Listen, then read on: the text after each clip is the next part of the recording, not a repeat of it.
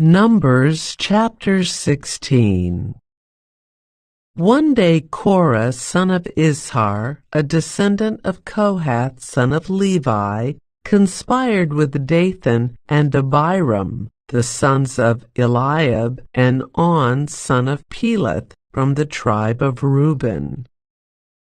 They incited a rebellion against Moses, along with 250 other leaders of the community, all prominent members of the assembly. They united against Moses and Aaron and said, "You have gone too far. The whole community of Israel has been set apart by the Lord, and He is with all of us. What right do you have to act as though you are greater than the rest of the Lord's people?" When Moses heard what they were saying, he fell face down on the ground. Then he said to Korah and his followers, "Tomorrow morning the Lord will show us who belongs to Him and who is holy. The Lord will allow only those whom He selects to enter His own presence. Korah, you and all your followers must prepare your incense burners. Light fires in them tomorrow and burn incense before the Lord. Then we will see whom the Lord chooses as His Holy One. You Levites are the ones who have gone too far." Then Moses spoke again to Korah. "Now listen, you Levites.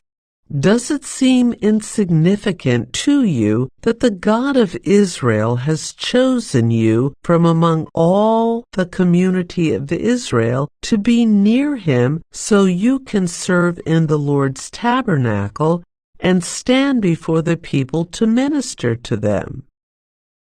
Korah, He has already given this special ministry to you and your fellow Levites. Are you now demanding the priesthood as well? The Lord is the one you and your followers are really revolting against. For who is Aaron that you are complaining about him?" Then Moses summoned Dathan and Abiram, the sons of Eliab. But they replied, "We refuse to come before you. Isn't it enough that you brought us out of Egypt, a land flowing with milk and honey, to kill us here in this wilderness, and that you now treat us like your subjects? What's more, you haven't brought us into another land flowing with milk and honey. You haven't given us a new homeland with fields and vineyards. Are you trying to fool these men? We will not come." Then Moses became very angry and said to the Lord, "Do not accept their grain offerings. I have not taken so much as a donkey from them, and I have never hurt a single one of them." And Moses said to Korah, "You and all your followers must come here tomorrow and present yourselves before the Lord. Aaron will also be here. You and each of your 250 followers must prepare an incense burner and put incense on it, so you can all present them before the Lord. Aaron will also bring his incense burner." So each of these men prepared an incense burner, lit the fire, and placed incense on it. Then they all stood at the entrance of the tabernacle with Moses and Aaron. Meanwhile, Korah had stirred up the entire community against Moses and Aaron, and they all gathered at the tabernacle entrance.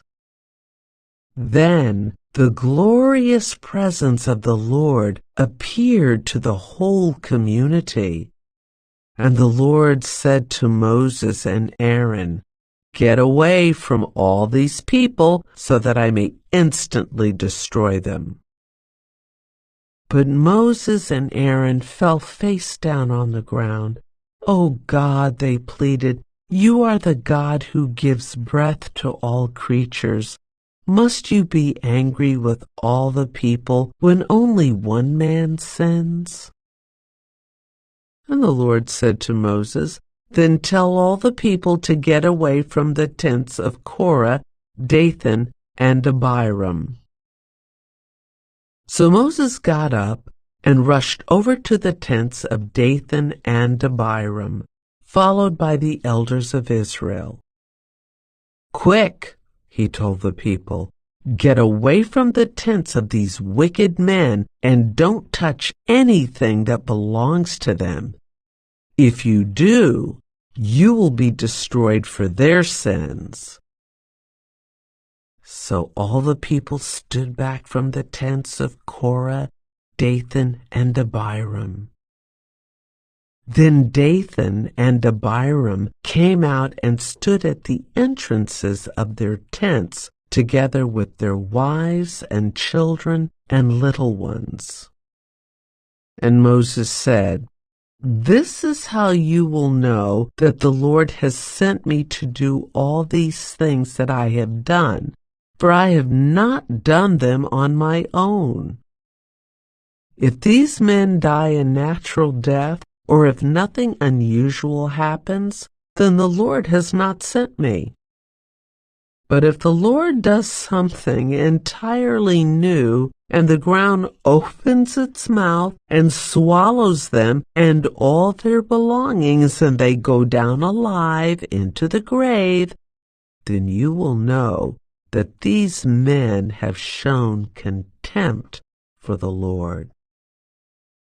He had hardly finished speaking the words when the ground suddenly split open beneath them. The earth opened its mouth and swallowed the men along with their households and all their followers who were standing with them and everything they owned. So they went down alive into the grave along with all their belongings.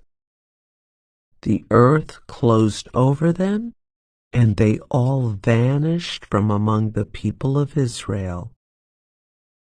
All the people around them fled when they heard their screams. "The earth will swallow us too," they cried. Then fire blazed forth from the Lord and burned up the 250 men who were offering incense. And the Lord said to Moses, "Tell Eleazar, son of Aaron, the priest, to pull all the incense burners from the fire, for they are holy. Also tell him to scatter the burning coals. Take the incense burners of these men who have sinned at the cost of their lives and hammer the metal into a thin sheet to overlay the altar. Since these burners were used in the Lord's presence, they have become holy. Let them serve as a warning to the people of Israel." So Eleazar the priest collected the 250 bronze incense burners that had been used by the men who died in the fire, and the bronze was hammered into a thin sheet to overlay the altar. This would warn the Israelites that no unauthorized person, no one who was not a descendant of Aaron, should ever enter the Lord's presence to burn incense. If anyone did, the same thing would happen to him as happened to Korah and his followers. So the Lord's instructions to Moses were carried out. But the very next morning, the whole community of Israel began muttering again against Moses and Aaron, saying, You have killed the Lord's people." As the community gathered to protest against Moses and Aaron, they turned toward the tabernacle and saw that the cloud had covered it, and the glorious presence of the Lord appeared. Moses and Aaron came and stood in front of the tabernacle, and the Lord said to Moses, "Get away from all these people so that I can instantly destroy them." But Moses and Aaron fell face down on the ground. And Moses said to Aaron, "Quick, take an incense burner and place burning coals on it from the altar. Lay incense on it and carry it out among the people to purify them and make them right with the Lord. The Lord's anger is blazing against them. The plague has already begun." Aaron did as Moses told him and ran out among the people. The plague had already begun to strike down the people, but Aaron burned the incense and purified the people. He stood between the dead and the living, and the plague stopped. But 14,700 people died in that plague, in addition to those who had died in the affair involving Korah. Then, because the plague had stopped, Aaron returned to Moses at the entrance of the tabernacle.